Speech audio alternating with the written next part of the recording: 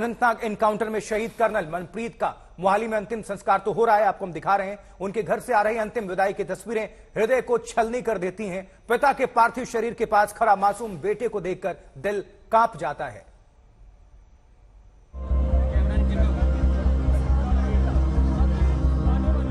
छह साल का कबीर सूनी निगाहों से उस तिरंगे की तरफ देख रहा है जिसमें उसके पापा का पार्थिव शरीर लिपटा है।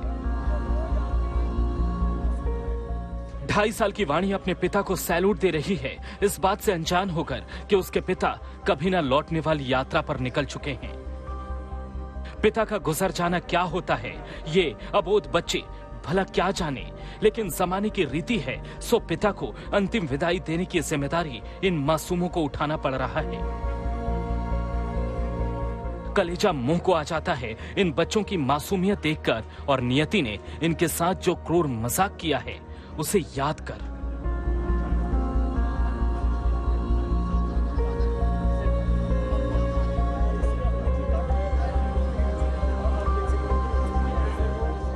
जरा देखिए, घर के लोग मासूम कबीर को चूम रहे हैं, उसका सिर सहला रहे हैं, उसे सांत्वना दे रहे हैं। लेकिन इस भोले बच्चे को क्या मालूम शोक क्या होता है, सांत्वना क्या होती है। कर्नल मनप्रीत की शहादत पर पूरा मोहाली मातम मना रहा है। आज सुबह कर्नल मनप्रीत का पार्थिव शरीर मोहाली स्थित उनके घर लाया गया और फिर शोकाकुल परिवार को सांत्वना देने के लिए तांता लग गया।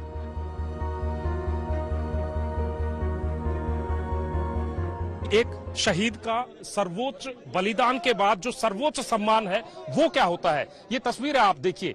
इन तस्वीरों को देखकर एक तरफ जहां आंखें नम होती हैं तो दूसरी तरफ गर्व से सीना भी चौड़ा होता है कि ऐसा मौका शायद किस्मत वालों को मिलता है कि अपनी जान जो देश की रक्षा करते हुए अपनी प्राण न्यौछावर करता है। कितना मार्मिक दृश्य है कि उनका बेटा जिसकी महज उम्र 7 साल है और वो सेना की वर्दी पहनकर अपने पिता को आखिरी नमन, लास्ट सैल्यूट करता है। उनकी बेटी है, बेटी को तो शायद ये भी नहीं पता होगा कि हो क्या रहा है, क्योंकि उसकी उम्र सिर्फ 2.5 साल है। लेकिन कर्नल मनप्रीत की बात करें तो उनके भाई ने 6 दिन पहले उनको फोन किया था, तो उन्होंने कहा था कि मैं जल्दी घर आऊंगा और आप मेरी किताबों पर बाइंडिंग करवा देना, उन पर जिल्द चढ़वा देना। लेकिन आए जरूर, आए तो ऐसे आए कि तिरंगे में लिपट कर आए, और जिसने भी देखा उसने उन पर फूलों की बौछार की, उनके नाम के नारे लगाए। कर्नल मनप्रीत वीर गति को प्राप्त हुए, लेकिन वीरता की जो मिसाल वो कायम कर गए वो कभी न मिटने वाली है।